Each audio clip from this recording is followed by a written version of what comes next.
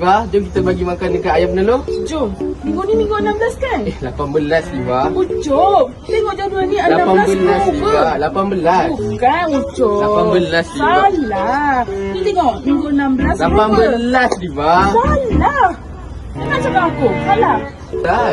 Salah. Kenapa 18 Siva? Ni 16 Oktober. 18. Korang-korang, kenapa korang gaduh-gaduh ni? Aisyah, minggu ni minggu 16 kan? 18. Salah. Kejap. Bila tarikh ayam ni masuk? 1 Disember. 14. 1 Disember. Salah. 14. 1 Disember. Salah. 1 Okey, Disember. kalau korang cakap satu, kat mana tarikh tu tulis?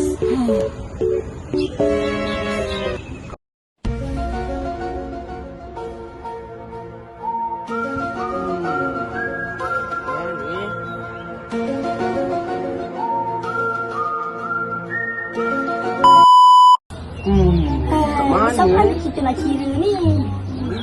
Kenapa gaduh-gaduh ni guys? Tenang-tenang, chill, okey? Take nafas, bos, tenang, relax, okey? Kenapa gaduh-gaduh ni? Apa pasal kan? Jom ikut aku. Aku ada nak tunjukkan sesuatu benda yang best punya untuk korang. Okey? Okey. Jom. Ya.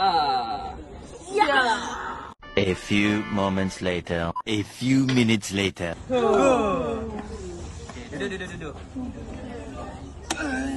Aku ada sesuatu benda nak tunjukkan dekat korang yang best punya. Tengok tak? Tengok tak? Sekejap, tutup mata dulu, tutup mata. Tutup mata Okey, jap. Jeng. Kau. Okey, Nana ambil salah satu. Benda paling best punya. Benda ni lah yang dapat menyelesaikan masalah korang. Nama benda ni adalah Wheel of Layer. Nanti saya akan ajarlah korang cara-cara untuk guna Wheel of Layer ni Hai, cara menggunakan Wheel of Layers ini sangatlah mudah. Pada belakang Wheel of Layers ini terdapat manual penggunaan, hanya perlu QR sahaja. Pada depan Wheel of Layers ini terdapat minggu-minggu untuk ayam penelur. Keseluruhan minggunya adalah pada 72 minggu. Cara menggunakannya, letakkan minggu berikutnya pada 52 minggu dan lihat keseluruhannya adalah pada 72 minggu. Di depan Wheel of Layers ini terdapat tarikh kemasukan DOC.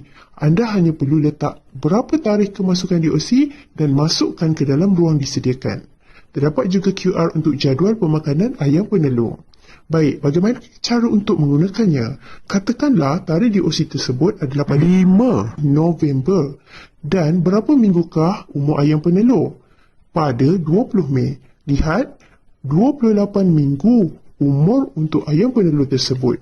Ini bermakna ayam penelur tersebut berada pada peringkat pengeluaran telur. Dan lihat info-info yang menarik turut diletakkan di dalam Wheel of Layers ini.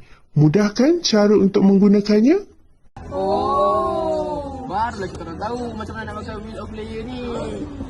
Terima kasih Hafiz. Sama-sama. Kalau tak ada benda ni memang susah kalau kita nak kira. Susah sangat.